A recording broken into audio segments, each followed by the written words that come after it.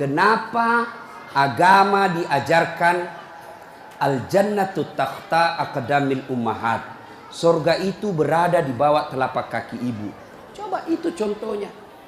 Digendong bersusah payah, dari tadi itu hadir, kepanasan, tidak pulang. Untuk apa? Karena mau dengar dakwah. Dan mau dengar dakwah sayang juga sama anak. Makanya adik-adik sekalian, ketika Anda durhaka sama ibumu, maka jangankan kau masuk surga, baunya surga diharamkan bagimu. Dengar ini cewek-cewek, sopan sama cowoknya, kurang ngajar sama mamanya. Kalau mamanya yang kasih tahu, apa sih mama tahu, itu kan dulu. Sekalinya cowoknya aja, iya deh bang, terserah abang aja deh, saya ikut, mana yang baik. Dongo. Tahu dongo? Beleng-beleng. Tahu beleng-beleng? Itulah makanya. Adik-adik sekalian, kalian mau sukses, muliakan orang tuamu.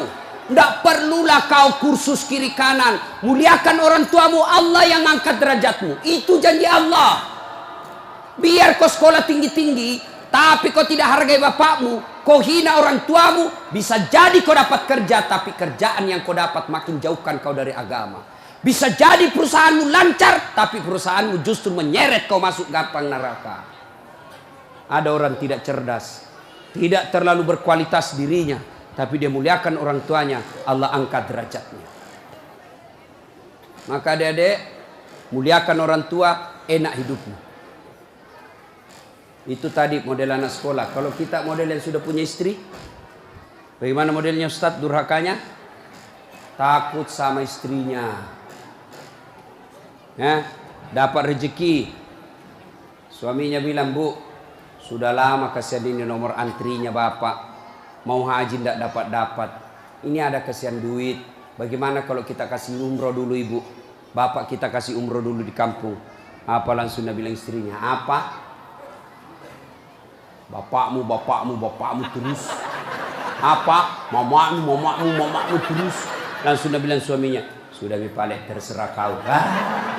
Ada begitu di sini? Ada. Beleng-beleng. Apa kamu takut sama istrimu? Nawamu semua dia kau ambil semua. Jangan takut sama istri, Pak. Bapak tidak bakal bahagia dalam hidupmu kalau kau lebih takut sama istrimu untuk membahagiakan orang tuamu. Nah. Makanya hidupmu susah dalam rumah tangga. Kenapa? Istrimu kurang ngajar sama ibumu. Maka bilang sama istrimu, jangan coba-coba sakiti perasaan ibu saya. Kalau kau lukai perasaan ibu saya bawa kau ke pengadilan agama, saya ceraikan kau baik-baik. Lalu saya bilang sama mamanya, istriku di rumah, boleh kau marah-marah sama saya, boleh kau tutup pintu, yang penting tidak kau kunci. Boleh kau lempar kepalaku, yang penting tidak kena. Satu yang tidak boleh, jangan kau pernah hina orang tuaku. Begitu kau hina orang tuaku, wabillahi taufiq wal hidayah, keluar. Begitu deh. Ada di sini takut sama istri? Jangan, Pak. Itu yang membuat ibu juga kalau mau bahagia rumah tanggamu, muliakan mertuamu. Datang mertuamu dari kampung, dari Sulawesi Selatan, hormati. Jangan baru duduk mertua dia bilang, kapan ki pulang, mak? Bawa dia, kasihan itu orang tua kalau dari kampung, naik dari Parepare, turun di pelabuhan barang, bawa ayam 3 ekor, lepas di terminal 1, nah kejar lagi tuh, bawa pisang, bawa beras, bawa semua dia bawa, kasihan. Padahal anaknya sudah ada kerjanya di papan, dia bawakan itu. Begitu cintanya orang tua kepada anak. Jadi wajar kalau ibu bapak kurang ajar, tidak akan mendapat berkah dalam hidup. Muliakan orang tua ya. Kalau ada yang tanya-tanya, kenapa hidupku susah selama ini? Tidak usah tanya jalan lain. Durhaka sama orang tua. Orang tuaku sudah meninggal, Ustaz. Cara berbuat baiknya. 1, doakan. Allahumma gfirli wali walidayya warhamhuma kama rabbayani. Saya heran lihat-lihat kita. Kalau tangannya ulama kita cium bagus. Bagus. Tapi pernahkah Bapak perlakukan tangannya ibu seperti itu? Pernahkah Bapak perlakukan tangannya orang tua? Saya orang lain, belum tentu saya doakan Bapak ikhlas. Doakan saya Ustaz, saya doakan tapi belum tentu saya ikhlas. Kenapa? Saya belum tahu Bapak. Tapi kalau orang tuamu yang doakan kamu, pasti ikhlas.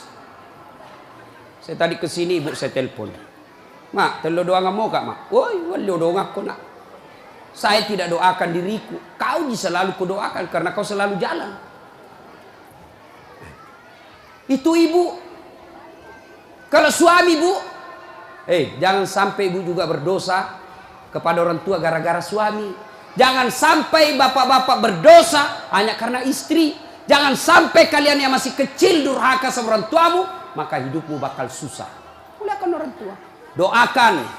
Allahumma gfirli wali walidayya warhamhuma kama rabbayani shaghira. Sudah itu doa lagi, ya Allah ampuni dosanya orang tuaku kalau sudah meninggal. Terima amalnya, lipat gandakan kebaikannya, lapangkan alam kuburnya. Sudah itu saja. Ada rezeki, sedekah. Ada rezeki, sedekahkan. Saya mau terang kuburnya orang tuaku. Perbaiki sound sistemnya masjid. Terang itu kuburnya. Saya mau terang kuburnya orang tuaku. Kirim pembeli lampu. Kasih tahu panitia masjid. Mulai bulan depan saya yang bayar itu masjid lampunya. Jangan ambil uang celengan. Terang itu kuburnya orang tua.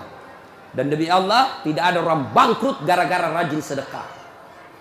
Ada yang bangkrut gara-gara sedekah? Mana buktinya? Makin sedekah makin kaya. Rahmat Mas'ud. Coba lihat. Orang datang itu, bos, membayar ke bos. Bos, baju sekolah bos. Bos, istriku melahirkan. Bos, terbakar anuku. Bantu. Tapi mana ada yang bangkrut kalau rajin sedekah? Tidak ada pak. Kenapa bapak ibu miskin? Kalau selalu minta-minta. Berhenti minta-minta. Allah kasih kau kaya. Sedekah. Saya tidak bisa sedekah dengan duit, sedekah kau dengan tenagamu. Saya tidak bisa sedekah banyak-banyak, sedekah dengan apa? Lihat itu masjid. Oh, sudah kotor anunya. Apa namanya itu? Kudungnya. Putih bukan, coklat bukan, hitam bukan, kat diam nih. Sudah, bawa masjid satu kudung. Itu sedekah. Oh, masjid antara masjid dengan toilet jauh. Sedekah dengan sandal swallow. Nah, curi orang, enggak ada urusan. Itu sedekah. Kita lihat karpet, sudah jelek, sedekah dengan karpet. Insyaallah banyak pahala. Hari Jumat kita kirim air botol gelas ke sana, air gelas ke sana, orang minum itu sedekah.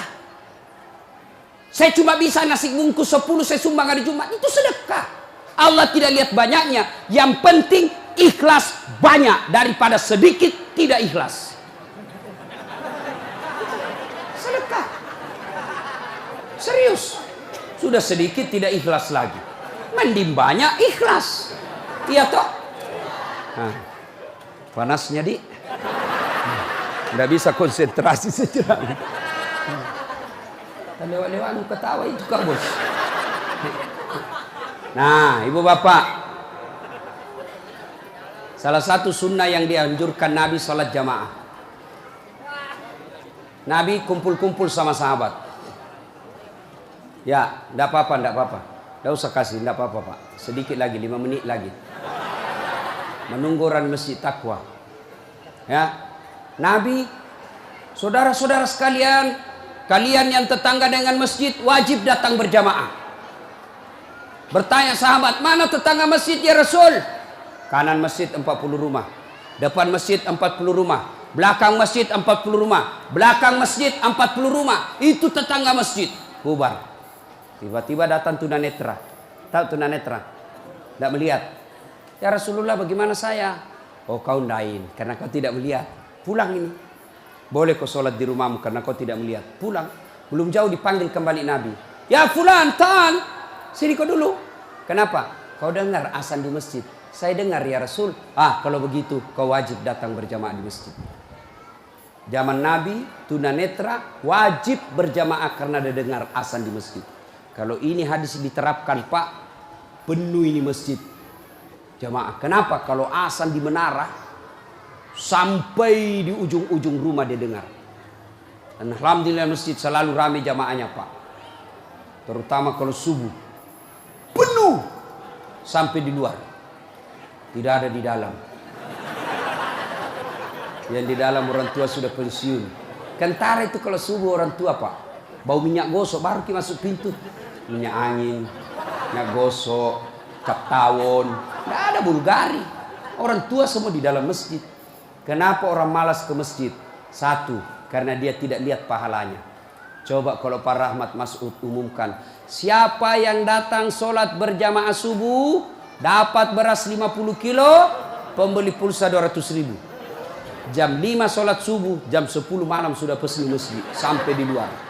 Kenapa? Karena dia lihat pahalanya. Yang kedua, kenapa orang malas ke masjid? Karena dia tidak tahu pahalanya. Dengar bapak-bapak ini, terutama kita yang sudah muka-muka sakaratil maut ini, yang sudah tua ya, rajin-rajin ke masjid Pak, berdoa mudah-mudahan bapak lagi sujud ajal menjemput.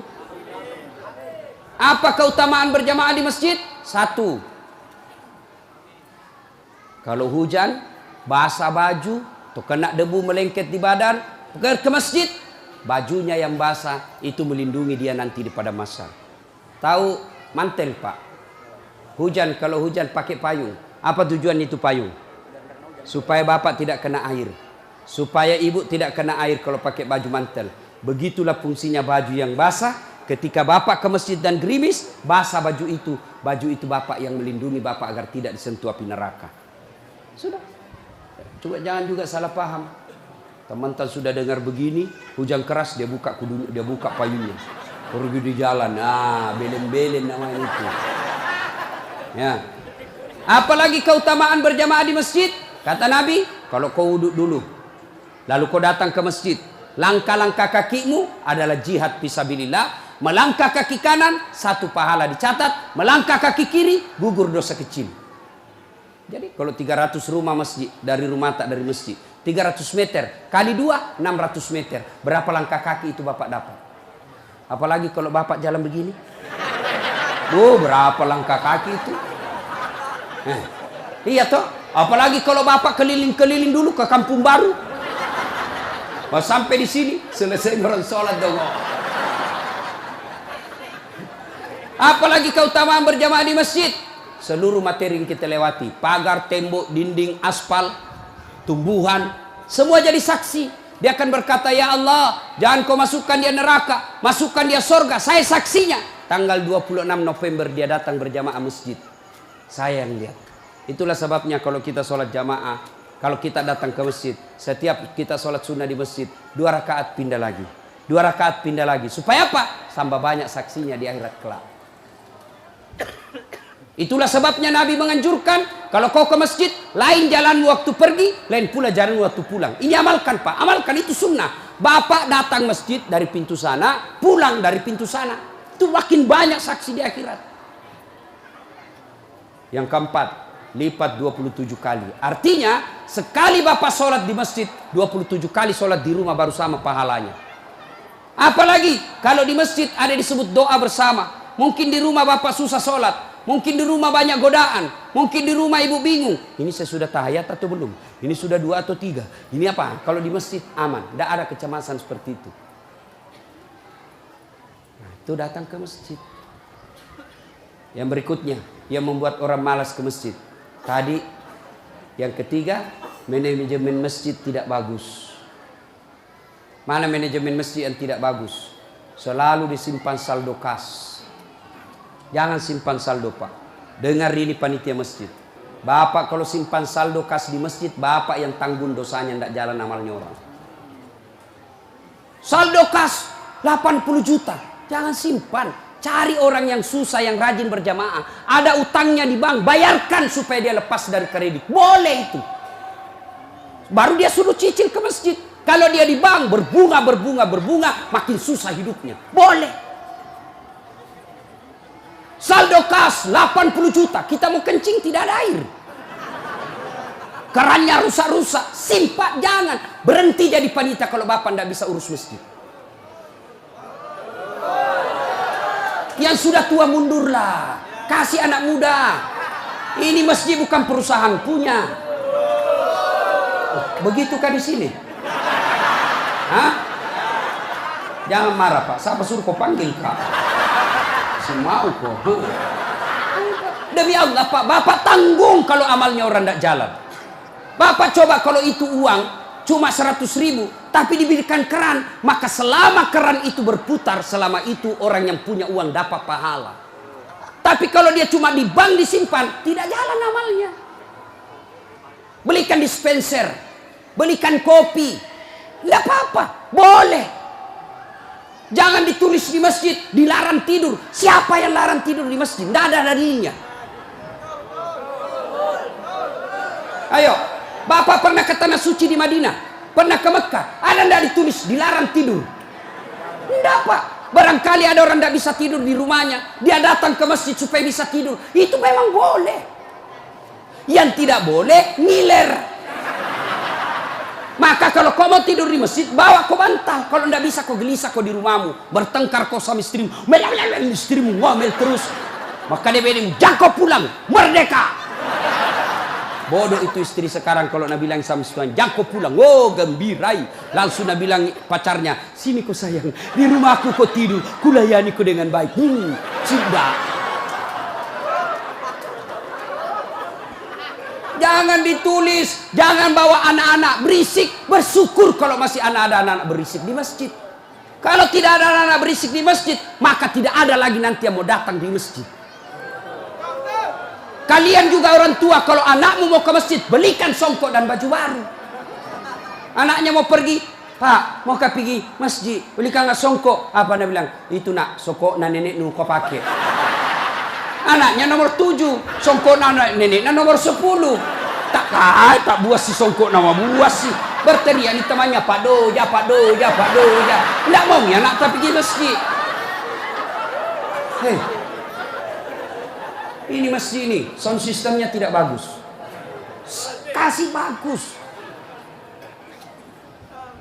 Ini saya kasih tahu Ki, tanya itu ahli tentang AC. Itu kalau ada AC besar begini, 2, dingin mini masjid. Tambah lagi itu. Tapi apa yang kasih panas? Karena Bapak pakai kipas. Itu kipas dengan AC, ibarat air dengan minyak. Tidak bisa dia menyatu. Kenapa? Itu AC ruangan harus tertutup.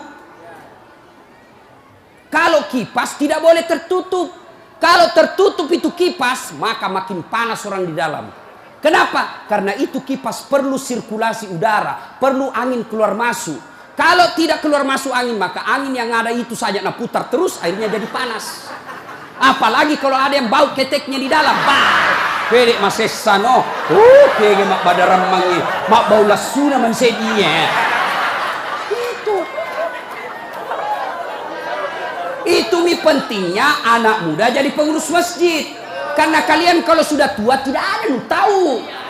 Kau juga anak muda, muliakan orang tua. Tempatkan di mana itu orang tua? Tempatkan sebagai penasehat masjid. Jangan masjid dikira dia punya. Ini lembaga umat yang punya. Kasih karpet yang bagus. Ada saldo kas, jangan simpan Pak, Bapak berdosa. Tidak jalan amalnya orang. Apalagi membuat orang malas ke masjid. Apa? Kadang-kala apa? Sound sistemnya jelek. Begitu kita takbir Allahu Akbar, langsung story.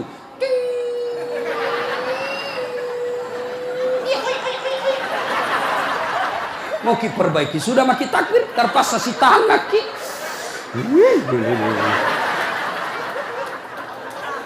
Apalagi membuat orang malas ke masjid. Apa? Kadang-kala muadzin. Jengkel orang dengar muadzin. Orang tua, sudah tua, tidak mau tahu mengalah, mundur na wasangiko.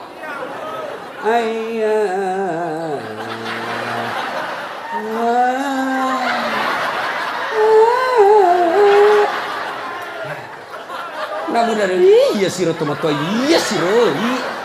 Ayo coba. Iya. Apalah yang membuat orang malas ke masjid? Kadang-kala penceramah. Kita di rumah sudah bertengkar istri. Di kantor mumet pikiran. Kita datanglah ke masjid dengar ceramah. Mudah-mudahan kita dapat pencerahan. Ini bukan pencerahan. Nak kasih takut kita terus. Dibakar pantatmu. Ditusuk. Udah bilang tak boleh.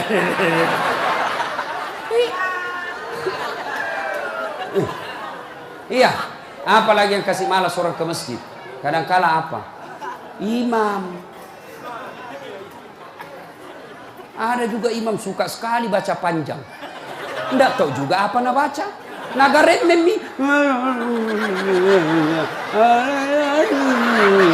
Dolin. Al-Fatihah paling nak baca.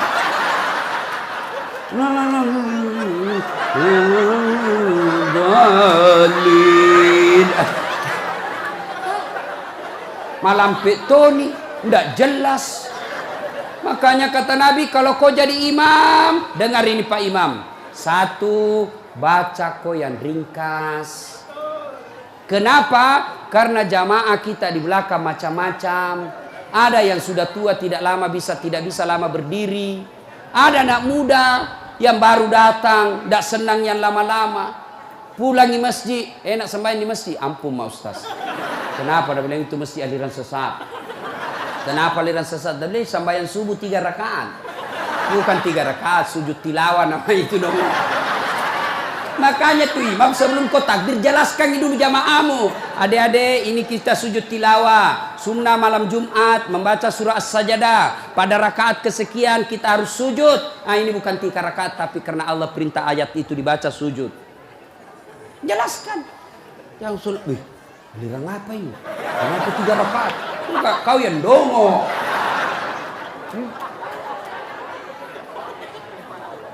Tidak bisa orang lama-lama di belakang Pak. Mungkin ada orang mati yang ya karena dia tobat usia senja, tidak bisa lama kasih berdiri. Batena musessa, nak kena naik lagi kepalanya, belum bisa selesai. Nah ular, malam itu jatuh lagi, naik ular lagi. Ada barangkali di dalam jamaah Satpol PP yang pakai sepatu baru. Lama kau baca, nah lupa simpan baik-baik sepatunya. Pasti dia, hilang di sepatu. Bapak Imam sesat. Maka pasti dia tidak khusyuk. Ada barangkali juga ibu-ibu yang sekali kentut sudah makan pete.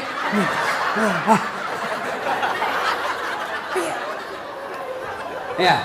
Yang kedua kata Nabi, kalau kau jadi imam, baca yang umumnya orang hafal. Tujuannya apa Ustaz? Satu, supaya jamaah ikut kalau dia hafal. Coba kalau kita imam baca Al-Fatihah, kita ikut juga toh. Kenapa? Karena kita hafal. Tapi coba imam membaca surah Al-Baqarah ayat 10 sampai 120. Nah, imam sibuk dengan bacanya, kita sibuk dengan hayalan tak. Mau ikut, tidak dihafal. Mau ruku, belum ruku, terpaksa dibaca semua pengumuman masjid.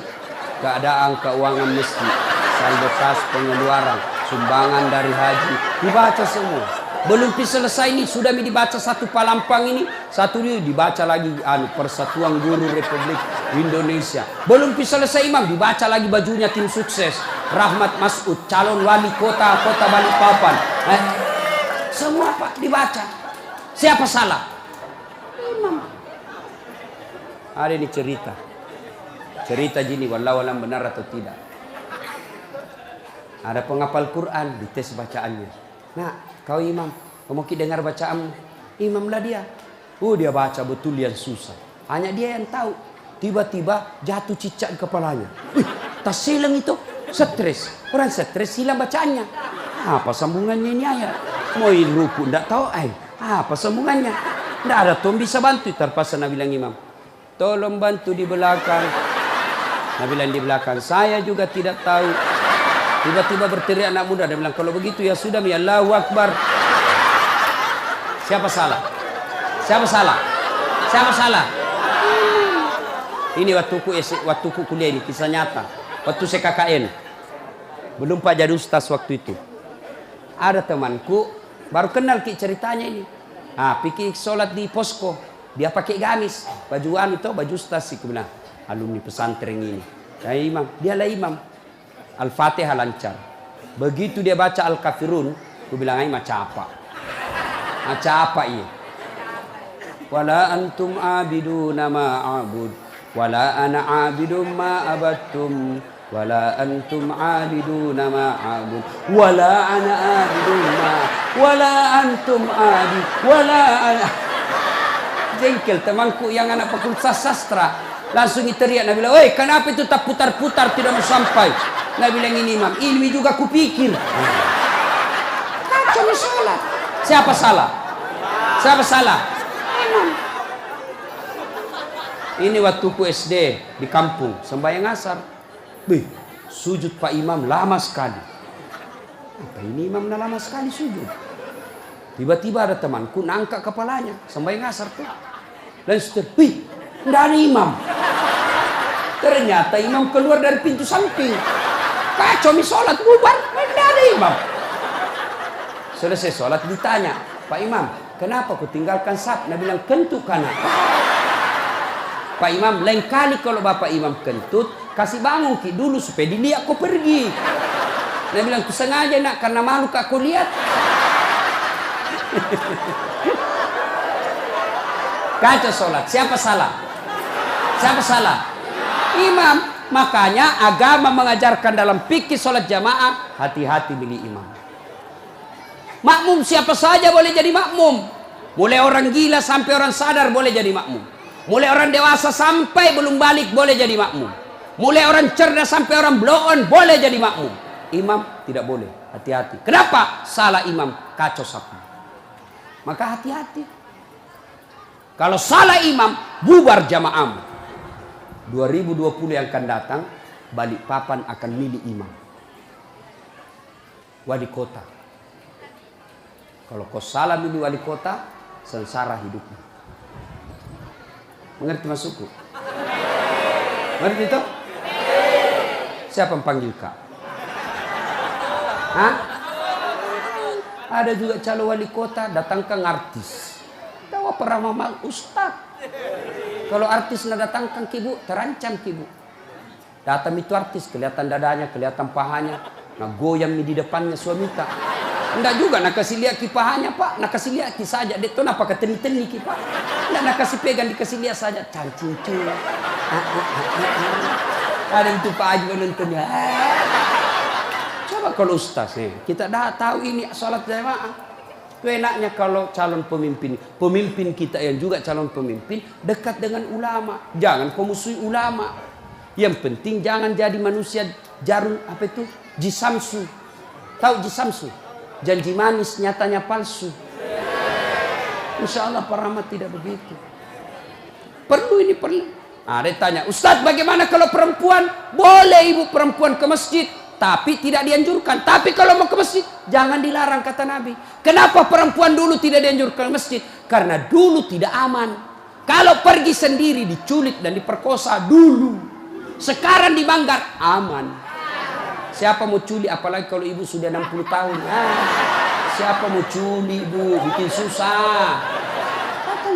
Ada remaja. Ini ustadz yang ceramah. Tidak pernah saya pondok pak. Tidak pernah saya sekolah pondok.